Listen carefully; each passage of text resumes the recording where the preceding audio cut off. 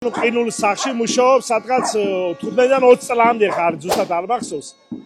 სადაც ვაკეთებდი ღონისძიებებს ბევრ როლს ვითავსებდი ესე ვთქვათ წამყვანის რეჟისორის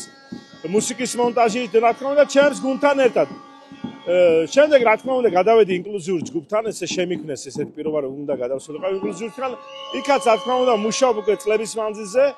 და ჩემი ამ შემთხვევის შემდეგ რაც მომივიდა დღებუაძესთან ამ ესე რომ ვთქვათ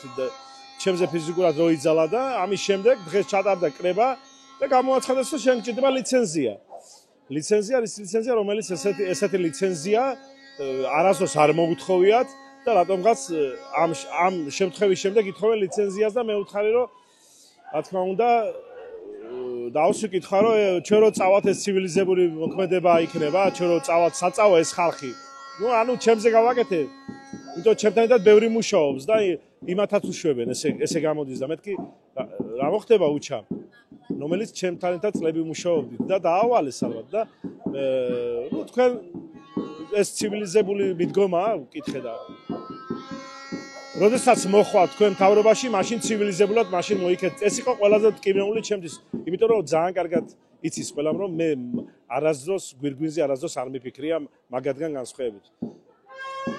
ეს არის რეპრესია მე ვფიქრობ. ერთ-ერთი საწყისი და რა ვიცი მე ვაგრძელებ ბრძოლას და უკან კი ხედავთ უფრო და უფრო მრავლდებიან ახალგაზრდები და მე დარწმუნებული ვარ ყველაფერი განათდება. 20 წელი რო იმუშავებ და ამხელა საქმეს გააკეთებ და მე გთხოვენ რაღაცეებს ეს არის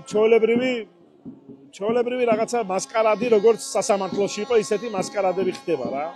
თუმცა ჩემთვის მძიმეა როცა შენ რაღაც შენი პრობლემები გაქვს ცხოვრებისეული და რაღაც ხელფასი გაქვს და თუმცა სხვათა შორის ის რა ხელფასი გქონდა თუ ახლა ზედმეტი არ იქნება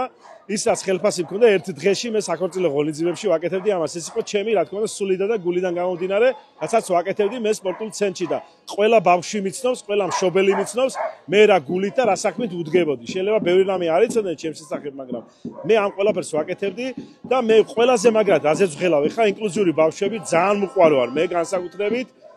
ეს მე არ ჩემს თავზე არ ამაყობ რა თქმა უნდა ამით მაგრამ შეგიძლია მშობლებს დაუსვათ კითხა რამ ხელაზე ვიყვარ და ჩემს გარეშე ბევრი არ ცდადიოდა მაგ გაკვეთილებს და რაღაცას მოვახერხო რომ სახში ვიარო მაგათთან და რაღაც ისე გავაკეთო რომ არ დაისტრესოს ბავშვები ეს არის რა თქმა უნდა ესეთი რამ ხდება არა ცივილიზებულ ქვეყნებში იმიტომ რომ ის ბავშვი ინკლუზიური ბავშვია ის არის შეჩეული მასწავლებელზე და ესე უცებ შენ გაუშვა მე რაღაცა თითქოს გაჩერებული ნუ რა ვიცი რა არც დარბაზი იყო არაფერი რაღაცა ხანიქეთ მოძრაობდით ხანიქ ვატარებდით გაკვეთილებს ხანა აქ რა თუმცა ჩვენი მიზანი